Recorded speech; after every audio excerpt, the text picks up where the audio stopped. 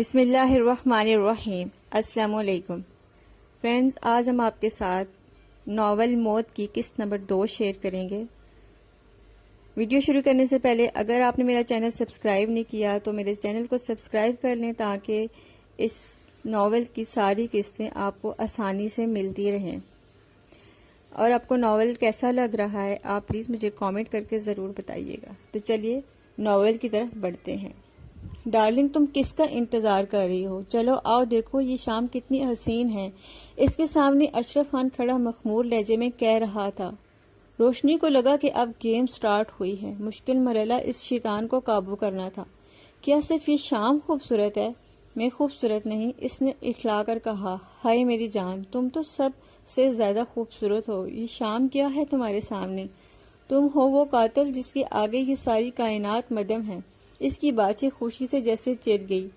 قاتل تو میں واقعی ہوں، موت میری باندھی ہے جس کو چاہے ٹپکا سکتی ہوں، اس نے معنی خیز لہجے میں کہا۔ تمہارے حسن کی بہار دیکھ کر تو موت بھی میٹھی لگے گی۔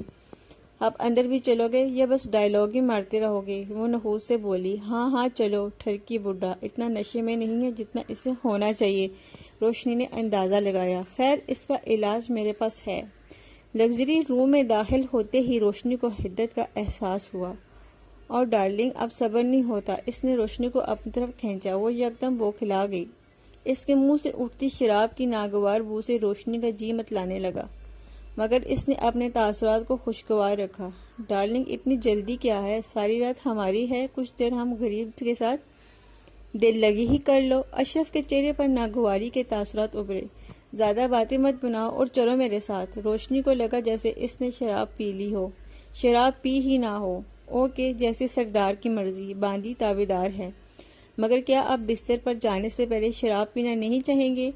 اگر آپ نہیں لینا چاہتے تو مت لیں، بٹ میری سونے سے پہلے ڈرنک کرنے کی عادت ہے۔ اگر عالی جا کا حکم ہو تو ایک پیک لگا لوں؟ روشنی نے اس کی طرف جال پھینکا۔ ہاں یہ ٹھیک بات کی تم نے۔ سونے سے پہلے یہ نامعقول عادت تو مجھے بھی ہے، خاص کر ان حسین راتوں میں تو یہ عادت جنون بن جاتی ہے۔ اس نے روشنی کے چہرے پر بے تکلفی سے ہاتھ پھیرا۔ تو پھر تم ادھر بیٹھو، میں ابھی جام بنا کر لاتی ہوں۔ وہ اسے بیڈ پر ہولے سے دھکا دے کر دیوار کے ساتھ لگی وسیع ٹیبل کی طرف بڑھی۔ اس نے لاؤز سے وہ پڑیا نکالی جو ریاض نے اسے دی تھی۔ اس نے پیچھے مڑ کر اشرف کو دیکھا جو جوتے اتارنے کے بعد شرٹ کے بٹن کھول رہا تھا۔ اس نے جلدی سے پڑیا کا منہ کھولا اور اسے گلاس میں ہنڈیلنا شروع کیا۔ اتنی دیر کیوں لگا رہی ہو؟ کیا پہلی بار جام بنا رہی ہو؟ پیچھے سے اشرف کی تیز آواز آئی تو اس کے لرزتے ہاتھ بالکل بے قابو ہو گئے۔ اسے لگا کہ وہ پکڑی گئی ہے۔ اسی خوف میں کب ساری پڑیا گلاس میں گری اسے پتہ ہی نہیں لگا۔ خالی پڑیا دیکھ کر اس کی جان نکل گئی۔ ریاض کی کہی بات اس کے کانوں میں گونجی۔ دھیان سے بیوی، یہ بہت تیز اثر دوا ہے، بہت تھوڑی مقدار اسے دینا۔ تو تم اتنی ہی لاتے نا جتنی اس کی ضرورت پڑے، روشنی نے کہا۔ میں ایکسٹرا تمہارے لیے لایا ہوں۔ وہ مسکرایا۔ مجھے یقین ہے کہ وہ درندہ بے ہوشی میں بھی تمہیں نہیں چھوڑے گا، اور تم چیز ہی ایسی ہو، شاید تمہیں وہاں سے نکلنے میں مشکل ہو۔ پھر تم یہ دوا لے کر پرسکون ہو جانا، کیونکہ مجھے معلوم ہے کہ ہوش میں رہ کر تمہیں اشرف کو برداشت کرنا مشکل ہوگا۔ ریاض تم نہایت غلیظ ہو، میرے ساتھ بکواس مت کیا کرو۔ وہ چلائی۔ کیا مصیبت ہے؟ کیا چپک گئی ہو تم وہاں؟ اشرف پیچھے سے دہاڑا اور اٹھ کر اس تک آیا۔ روشنی خیالوں سے جب تک جاگی ہو اس کے سامنے سے جام اٹھا کر چڑھا چکا تھا۔ بہت کڑوا تھا۔ اس نے منہ بنایا۔ روشنی اسے خوف کے عالم میں دیکھتی رہی۔ کیا تم نے جام لے لیا؟ اشرف نے پوچھا۔ جی، وہ ہکلائی۔ تو پھر کھڑی کیا ہو؟ چلو آؤ۔ اشرف نے اسے بیڈ تک کھینچا اور بیڈ پر اسے دھکا دیا۔ روشنی ابھی تک خوفزدہ تھی۔ وہ بے ترتیبی سے بیڈ پر گری اور اس کے اٹھنے سے پہلے اشرف اس کے ساتھ آ کر گرا اور اسے اپنے بازوؤں میں جگڑا، مگر وہ ساکت رہی۔ اسے پتا تھا کہ یہ بیل ابھی سو جائے گا، اور پھر ایسا ہی ہوا۔ اس کے پیش وقت پڑنے سے پہلے ہی اس کی گرفت کمزور پڑنے لگی اور رفتہ رفتہ وہ مدہوش ہو گیا۔ روشنی ایک جھٹکے سے اٹھی اور اپنا لباس درست کیا چکا تھا، اور اس نے جلدی جلدی اسے لپیٹا اور ایک نظر اشرف پر ڈالی۔ وہ بالکل ساکت تھا۔ اس نے جلدی سے چھوٹا سا موبائل نکالا جو اسے ریاض نے دیا تھا، اور اس کے بتائے ہوئے نمبر پر کال کی۔ مجرم کپڑوں سے باہر ہے۔ اس نے مخصوص کوڈ دے کر کال کاٹ دی اور دروازے کی طرف بڑھی، مگر کچھ سوچ کر وہ واپس پلٹی اور مدہوش پڑے اشرف تک آئی۔ اس نے اس کی نبض دیکھی، نبض بہت سلو تھی۔ روشنی کو تشویش ہوئی، مگر اگلے ہی پل اس نے اسے اپنا وہم جانا اور پھر سے دروازے سے باہر نکل گئی۔ مگر وہ نہیں جانتی تھی کہ جسے وہ بے ہوش سمجھ کر چھوڑ آئی تھی وہ مرنے والا تھا۔ اس کے دروازے سے قدم باہر رکھتے ہی اس کی جان نکل چکی تھی۔ موت نے اسے اپنی آغوش میں بھر کر سلا دیا تھا۔ اسے نہیں پتا تھا کہ وہ اپنی زندگی کا دوسرا قتل کر آئی ہے۔ دوسری بار وہ پھر کسی کو موت کا جام پلا چکی ہے۔ وہ لا علم تھی۔ وہ لان میں پہنچی تو وہاں ایک طویل قدامت شخص اس کا منتظر تھا۔ وہ بآسانی گیٹ سے باہر آئے اور کچھ دور چل کر جیب میں بیٹھ گئے۔ لاؤ وہ نیکلس مجھے دے دو، طویل قدامت شخص نے کہا۔ مجھے یہ ریاض کو دینا ہے، روشنی نے جواب دیا۔ ہاں بٹ سر، ریاض نے اسے تم سے وصول کرنے کا کہا ہے، اسے ابھی پریس پہنچانا ہے۔ روشنی نے کندھے سے کندھے اچکائے اور گلے سے نیکلس اتار کر اسے دے دیا۔ وہ آرام سے اتر گیا تھا، جبکہ ریاض نے کہا تھا کہ اس کا لاک خاص نوعیت کا ہے۔ او گاڈ، کیا چیز ہے یہ ریاض، روشنی نے سوچا۔ وہ جب بنگلے پر پہنچی تو وہاں غیر معمولی سناٹا تھا۔ وہ سیدھی اپنے کمرے میں گئی اور چینج کر کے بیڈ پر لیٹی تو دستک ہوئی۔ یس میڈم، آپ کو سر ریاض نے بلایا ہے، ملازم نے ادب سے کہا۔ ریاض سے کہو میں اس وقت کسی سے نہیں مل سکتی، مجھے صبح سے پہلے کوئی تنگ نہ کرے، اس نے تھکے ہوئے لہجے میں کہا۔ Okay madam. ملازم دروازہ بند کر کے چلا گیا اور روشنی جلد نیند کی وادی میں کھو گئی۔ اسے محسوس ہوا جیسے کوئی اسے بے دردی سے جھنجھوڑ رہا ہو۔ وہ بہت گہری نیند میں تھی جب یہ احساس اسے ہوا۔ اس نے کرا کر بے مشکل آنکھیں کھولی، سامنے ریاض کا چہرہ دیکھ کر اس کا حلق تک کڑوا ہو گیا۔ اس نے خود کو بے مشکل گھسیٹ کر بیڈ کراؤن تک پہنچایا۔ کون سی موت تمہاری تعاقب میں ہے جو اتنی صبح صبح قیامت اٹھا رکھی ہے، اس نے سلگ کر کہا۔ قیامت تو واقعی اٹھ گئی ہے میڈم صاحبہ، اور وہ بھی تمہاری دی ہوئی موت سے۔ بتاؤ مجھے کس نے تمہیں کہا تھا کہ موت کے گاڑ اتارنے کو؟ جانتی بھی ہو تم کیا کارنامہ سر انجام دے کر آئی ہو؟ او مائی گاڈ روشنی، مجھے تم سے اتنی نااہلی کی ہرگز امید نہیں تھی۔ وہ چبا چبا کر بولا۔ بکواس ہی کرتے رہو گے کہ سیدھے سیدھے بتاؤ گے ہوا کیا ہے؟ روشنی، اشرف خان اپنے روم میں صبح مردہ پایا گیا ہے۔ سارے شہر میں اس کی موت سے ہنگامہ اٹھ گیا۔ صبح سے سارا شہر بند ہے اور پولیس کو اسی لڑکی کی تلاش ہے جو گزشتہ رات اس کے ساتھ تھی۔ روشنی، تم نے اپنے ساتھ ساتھ ہمیں بھی پھنسا دیا ہے، اس نے کف افسوس ملتے ہوئے کہا۔ او مائی گاڈ، یہ کیسے ہوا؟ میں اس بارے میں بالکل نہیں جانتی۔ روشنی یکدم سیدھی ہو بیٹھی، ساری تھکن اڑن ہو چکی تھی۔ تم نہیں جانتی ہو اور کون جانتا ہے تمہارے فرشتے؟ بتاؤ کیا ہوا تھا کل رات وہاں؟ کچھ نہیں ہوا تھا وہاں، میں اس کے ساتھ صرف 1 گھنٹہ رہی اور اس دوران میں نے اسے صرف بے ہوشی کی دوا دی تھی جام میں ملا کر۔ اس کے بعد وہ سو گیا تھا اور میں وہاں سے نکل آئی۔ تم نے اس دوا کی کتنی مقدار اسے دی تھی؟ ریاض نے پوچھا۔ وہ مجھ سے غلطی سے ساری دوا۔ بس یہی وجہ ہے اس کی موت کی۔ روشنی، میں نے تمہیں کہا تھا کہ بہت کم مقدار دینا اسے، اور یہ تم نے کیا کیا؟ وہ اس کے پاس ہی بیڈ پر بیٹھ گیا۔ تو تمہیں کس نے کہا تھا کہ اتنی ساری دوا دینے کو؟ میں کون سا ان کاموں میں ماہر ہوں؟ ہاتھ سے پھسل گئی میرے، وہ لاپرواہی سے بولی۔ اس کی ذمہ دار بھی تم ہی ہو۔ میں نے کہا تھا کہ اتنی شاطر نہیں ہوں جتنا تم سمجھ رہے ہو۔ ویسے بھی وہ کمینہ ٹھرکی بڈھا اس قابل تھا۔ مجھے تو اس وقت اس سے نفرت ہو گئی تھی، دل کر رہا تھا کہ وہیں گلا گھونٹ کر مار دوں۔ ذلیل انسان، پورے کا پورا شیطان تھا۔ مجھے خوشی ہے کہ وہ میرے ہاتھوں جہنم وصل ہوا۔ ایسے لوگوں کی جان لے کر مجھے دلی سکون ملتا ہے۔ روشنی نفرت اور صفاقی سے بھرپور لہجے میں بولتی رہی، اور ریاض کو اپنا دم گھٹتا ہوا محسوس ہوا۔ ہاں تھا تو وہ اسی لائق، ریاض نے ہکلا کر کہا۔ روشنی نے اسے تیز نظر دیکھا۔ لائق تو ویسے تم بھی کسی ایسے ہی اقدام کی ہو۔ جب بھی دروازے پر دستک ہوئی۔ یس، ریاض نے کہا، اور ایک ملازم تیزی سے اندر داخل ہوا۔ سر، غضب ہو گیا۔ مخدوم صاحب کے بھتیجے کی کوٹھی کو پارٹی کے لوگوں نے آگ لگا دی۔ ان کی بیوی بچے کوٹھی میں ہی تھے، جبکہ انور مخدوم کوٹھی سے باہر تھے۔ ملازم نے ہکلا کر کہا۔ ڈونٹ وری مجید، ہمیں پریشان ہونے کی کوئی ضرورت نہیں۔ ہمارا کام فلم بنانا تھا، وہ ہم بنا کر مخدوم صاحب کو دے چکے ہیں۔ اب یہ پارٹی کی لڑائیاں وہ خود رکھ سکتے ہیں۔ اور روشنی، تمہیں بھی پریشان ہونے کی کوئی ضرورت نہیں ہے۔ وہ ساری محفل آف دی ریکارڈ تھی، اس کی کوئی فلم نہیں بنی، اس لیے تمہیں کوئی نہیں پہچانتا۔ تم کسی کو یاد نہیں ہوگی، ان لوگوں کو اپنا ہوش نہیں تھا۔ تمہارا چہرہ کس کو یاد نہیں ہوگا؟ ایک واحد فلم جو تم نے بنائی اور تم ہی اس میں شامل تھی، وہ ان کو مزید توڑنے کے لیے کافی ہوگی، اور اس متشل افراد کی بھی فکر مت کرو، جب یہ فلم وائرل ہوگی تو شہر میں ایک اور قیامت آئے گی جس کا رخ صرف اشرف کی پارٹی کی طرف ہوگا۔ یہ مشتعل افراد خود ان کے خون کے پیاسے ہوں گے۔ اور ریاض کہتے ہوئے کمرے سے باہر نکل گیا۔ روشنی نے سکھ کا سانس لیا، اسے ریاض کی باتوں پر کس قدر اعتبار آ گیا، واقعی وہ کسی کو یاد نہیں ہوگی۔ وہاں واقعی اندھیرا تھا، کوئی کسی پر توجہ کم ہی دے رہا تھا، کوئی شراب اور شباب کے نشے میں گم تھا، مگر یہ اس کی غلط فہمی تھی، وہ کسی کو بہت اچھی طرح یاد تھی۔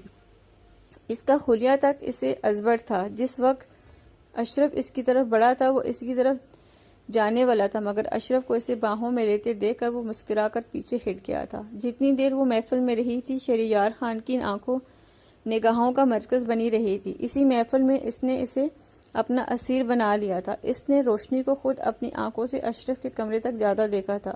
وہ واحد شخص تھا جس نے اس دن بہت کم شراب بنا شباب کے رات گزاری تھی۔ ساری رات وہ روشنی کو باہوں میں بھر کر خیالی پیار کرتا رہا تھا، مگر جب صبح اسے اشرف خان کی موت کی اطلاع ملی، اس کی محبت، پیار اور چاہت سا یکدم اڑنچو ہو گیا، اور وہ خود میں اس لیے انتہائی نفرت محسوس کرنے لگا۔ میں تمہیں ڈھونڈ لوں گا قاتل حسینہ، تم شہریار خان رن کو نہیں جانتی، تمہیں یہ قتل بہت مہنگا پڑے گا۔ یہ سب اس نے بلند آواز میں غصے سے جلتے ہوئے کہا تھا۔ اسے اپنے باپ سے بہت محبت تھی، اور پھر ایسا ہی ہوا۔ ریاض نے عہد کے مطابق اسے 10 دن تک بالکل تنگ نہیں کیا تھا اور اسے کوئی ٹاسک نہیں دیا تھا۔ ان 10 دن میں شہر میں واقع بھرپور ہنگامے ہوئے تھے۔ فلم نے شہر میں نیا محاذ کھڑا کر دیا تھا۔ پارٹی کو نہایت نقصان ہوا تھا اور وہ ابھرتی ہوئی پارٹی تقریباً ختم ہو کر رہ گئی تھی۔ یہی نہیں، پارٹی کے اہم کارکنان کے 2 کارخانوں کو انتظامیہ نے بہت مشکل سے صورتحال پر قابو پایا تھا اور مشتعل افراد پر باقاعدہ لاٹھی چارج آپریشن کیا تھا، جس سے حالات کس قدر ٹھیک ہو گئے تھے۔ اور اس صورتحال کا مخالف پارٹی نے بہت اچھے سے فائدہ اٹھایا تھا اور عوام کی ہمدردیاں سمیٹنے میں کامیاب رہے تھے۔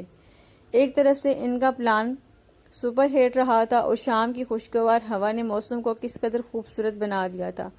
آج وہ کئی دن بعد کمرے سے باہر نکلی تھی۔ شاید وہ موسم کا اثر تھا جو اسے باہر کھینچ لایا تھا، ورنہ گزرے دن اس نے کس قدر مایوسی اور کنوتیت میں گزارے تھے۔ راحل بلو کلر کی پاؤں کو چھوتی فراق اس پر جچ رہی تھی۔ کھلے ہوئے ریشمی بال ہوا کی دوش پر اڑے جا رہے تھے۔ میک اپ سے عاری میں وہ بہت نفیس اور بہت پیاری لگ رہی تھی۔ لان کی چہر پر بیٹھے اسے ایک دم جیل والے اہلکار کی یاد آئی جو اسے ریاض کے بارے میں بتاتے ہوئے پکڑا گیا تھا۔ اسے افسوس ہوا، پتہ نہیں بیچارہ کس حال میں ہوگا، زندہ بھی ہوگا یا اس سے آگے وہ سوچ نہ پائی۔ آج ریاض سے اس کے بارے میں ضرور جانوں گی، وہ بے قصور ہے بیچارہ، ہمدردی میں مارا گیا۔ وہ اکیلی بیٹھی بڑبڑا رہی تھی جب گیٹ سے ایک ہوئی۔ اس نے پل بھر کے لیے اس کی طرف دیکھا اور پھر سے خیالوں میں رہنے کا شغل جاری کیا۔ وہ ادھیڑ عمر شخص جب پتھروں سے بنی روش پر سے گزرا تو پل بھر اس کی نظریں روشنی پر پڑی اور یکدم اسے بریک لگے۔ "What a beauty!" اس نے تیز آواز میں کہا۔ روشنی نے سنی انسنی کر دی اور متانت سے جلتا اس کی طرف آیا اور وہ بے تکلفی سے سامنے والی چہر پر برجمان ہوا۔ "Hello sweetie, how are you!" اس نے مسکراتے ہوئے کہا۔ روشنی نے ناگواری سے اس کی طرف دیکھا مگر بولی کچھ نہیں۔ میرا خیال ہے کہ تم یہاں نئی آئی ہو۔ یہ ریاض بھی نہ بہت کایاں ہے، پتہ نہیں کہاں کہاں سے نگینے چرا کر لاتا ہے۔ ویسے آپ بہت خوبصورت ہے، اس نے روشنی کی طرف قدرے جھک کر کہا۔ روشنی کا چہرہ غصے سے سرخ ہو گیا اور آپ نہایت بدتمیز اور ڈھیٹ معلوم ہوتے ہیں۔ یہ کہتے ہوئے وہ اٹھ کھڑی ہوئی۔ "ارے آپ تو خفا ہو گئی، میں تو صرف آپ سے حال دریافت کر رہا تھا۔ سوری، مجھے اجنبیوں سے بات کرنے میں، انہیں اپنا حال بتانے میں کوئی دلچسپی نہیں، وہ سکون سے کہتی ناک آؤٹ کرتی کر گئی۔ "ہائے، چیز تو مست ہے!" پیچھے سے سحر رحمان نے سر آ بھری۔ "مجھے نہیں لگتا کہ وہ زمانے کی بہت ڈھیٹ لڑکی ہے، اور سچ پوچھو تو میں بھی ابھی سے شو بزنس کی طرف دھکیلنا نہیں چاہتا۔ تم جانتے ہو یہ لڑکیاں ایک بار فیمس کیا ہو جائیں کہ منہ کو آنے لگتی ہے، بھول جاتی ہیں کہ یہ کہاں سے اٹھ کر آئی ہے۔ اور یار میں نے ابھی اس سے بالکل بھی آن نہیں کیا اور میں اسے وہاں نہیں دھکیل سکتا۔ تم کوئی اور لڑکی دیکھ لو یار، لڑکیوں کی کمی نہیں ہے تمہیں۔ ریاض نے تم بکواس نہ کیا کرو، تمہیں معلوم ہے کہ میں جس لڑکی کو جس پروڈکٹ کے لیے پسند کر لوں پھر میں اسی سے کمرشل کرواتا ہوں، اور یار یہ ایک چھوٹا سا کمرشل ہے، نہیں ہوگی فیمس۔ سہیل رحمان نے کس قدر تحمل سے کہا، یار تمہاری نئی پروڈکٹ ہے، تمہیں اسے کسی معروف اداکارہ سے پروموٹ کروانا چاہیے، کیوں اپنی انویسٹمنٹ دبونے پر تلے ہو؟ سار نے برانڈی کلاس میں ٹیبل پر رکھا، وہ ہاتھ جلاتے ہوئے بولا، نہیں ریاض، یہ میرا حصول ہے کہ میں کبھی بھی اپنا نیو پروڈکٹ معروف اداکاراؤں سے کمرشل نہیں کرواتا۔ یار آج کل کی ان اداکاراؤں کی ڈیمانڈ آسمان چھو رہی ہیں، کمینیاں بھول جاتی ہیں کہ اس مقام تک پہنچانے والے بھی حامی ہیں، ہمارے ہاتھوں استعمال ہو کر آگے جانے والے کچھ سمجھتی ہیں کہ نہیں، اس لیے میں کسی بھی عام سے پروڈکٹ کے لیے کسی اونچی ایکٹرز کو ہائر نہیں کرتا۔ مگر تم تو بتا رہے تھے کہ یہ کافی اچھا پروڈکٹ ہے، کسی معروف کمپنی کی پروڈکٹ کی ٹکر ہے، ریاض نے سوال کیا۔ ہاں ہے تو برانڈ پروڈکٹ، اور میرا ارادہ بھی اسے کسی اچھے اداکارہ سے کمرشل کروانے کا تھا، مگر تمہاری روشنی کو دیکھ کر میری آنکھیں روش ہو گئی، اب میں کسی اور پر کمپرومائز کرنے کو تیار نہیں ہوں۔ سعید بات سمجھنے کی کوشش کرو، وہ نہیں مانیں گے، ریاض نے کہا۔ کیا وہ تمہارے انڈر نہیں ہے؟ سعید نے بوئیں اچکائی۔ ہے تو صحیح یار، بٹ ابھی نیو ہے، اس لیے مسئلہ کر رہی ہے، اور یار اسے اداکاری بالکل نہیں آتی، وہ اس معاملے میں بالکل کوری ہے۔ ریاض یہ تمہارے سوچنے کی باتیں نہیں ہیں، یہ میرا اور ڈائریکٹر کا مسئلہ ہے، تم صرف لڑکی تیار رکھو، سعد نے کڑک لہجے میں کہا۔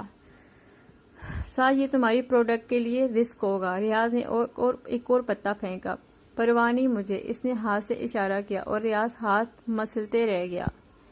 اس وسیع کوٹھی کی وسیع لانچ میں اس کے سامنے دو آدمی ہاتھ باندھے کھڑے تھے۔ سر ہم نے پوری کوشش کر کے دیکھ لی، اس لڑکی کو وجود ہی اس شہر سے جیسے مٹ گیا ہے، اور تو اور وہ ابھی بھی نہیں مل رہا جو اس لڑکی کو اس رات لایا تھا۔ سر ہم اس معاملے میں بالکل بے قصور ہیں، میں جو 2 لڑکیاں اس ساتھ لایا تھا ان سے میرا آپ کو ملوا چکا ہوں، اور ان میں وہ لڑکیاں شامل ہیں، اور شبیر 2-4 لڑکیاں لایا تھا وہ بھی ہم آپ کو دکھا چکے ہیں۔ رہ گیا مرزا، تو یہ آپ بھی جانتے ہیں کہ وہ اس دن غائب ہے اور ابھی تک نہیں ملا۔ اس سے ظاہر ہوتا ہے کہ سر جو لڑکی اس رات بڑے صاحب جی کے کمرے میں تھی وہ مرزا کے گروپ میں شامل تھی، اور مرزا کدھر ہے، لڑکیاں لایا تھا، یہ کوئی نہیں جانتا۔ ملازم نے اسے کنگیا کر صورتحال سے آگاہ کیا۔ ہاں، اس نے لمبا سانس لیا۔ تم نے مرزا سے پوچھا نہیں تھا کہ وہ لڑکیاں کدھر سے لایا ہے؟ سر ہم نے پوچھا تھا، مگر اس نے ہمیں ڈانٹ دیا کہ اپنے کام سے کام رکھو، میرے کام میں مداخلت کی تو صاحب جی سے شکایت کروں گا۔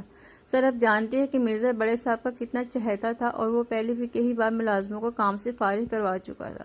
مجھے تمہارے بہانے نہیں سننے، مجھے مرزا اور اس کی لائی ہوئی لڑکی ہر حال میں چاہیے۔ تم اس شہر کے سب پیشہ ور اڈوں کے بارے میں جانتے ہو، سب کو کنگال ڈالو، اور آپ کی بار وہ غصے سے بولا تھا، مسلسل ناکامی سے اس نے پاگل کر دیا تھا۔ سر ہم کوشش کر چکے ہیں، وہ کہیں نہیں ہے۔ تو ٹھیک ہے، تم آج سے فارغ ہو، اپنا حساب مینیجر سے لے لینا، اب مجھے تم جیسے ڈفر کی کوئی ضرورت نہیں، اب ایجنسی سے مدد لینی ہی ہوگی۔ ناؤ گیٹ آؤٹ، وہ بے روحی سے بولا اور باہر کی طرف بڑھا۔ دنیا بہت چھوٹی اور گول ہے، خوبصورت قاتلہ، کبھی تو تم نظر آؤ گی، اس دن تمہیں مجھ سے کوئی نہیں بچا سکے گا۔ گاڑی میں بیٹھتے ہوئے اس کی زبان پر یہ الفاظ جاری تھے۔ تمہارا دماغ ٹھیک ہے ریاض؟ تم نے آخر مجھے سمجھ کیا رکھا ہے جو اتنے مشکل کام اٹھا کر آ جاتی ہو؟ میں اس کام کے لیے صاف انکار کرتی ہوں، مجھے نفرت ہے شعبت سے، اس نے نفرت سے کہا۔ ویسے ایک بات ہے روشنی، تم ہو عقل بہت ماٹھی، تمہیں فلم یا ماڈلنگ کے لیے نہیں بھیج رہا، ایک چھوٹی سی کمرشل ہے اور بس، اور تمہیں میں کتنی بار بتا چکا ہوں کہ یہاں تمہاری کوئی مرضی نہیں چلے گی، تم میرے انڈر ہو، اور تمہیں میرا شکر کرنا چاہیے کہ میں تمہیں آسان اور صاف ستھرے کام دے رہا ہوں۔ میں اگر تمہیں جسم فروشی پر مجبور کروں تو کیا تم مجھے روک سکتی ہو؟ شادی کی پہلی رات میں نے تمہیں کیسے مفلوج کیا تھا، یاد ہے کچھ؟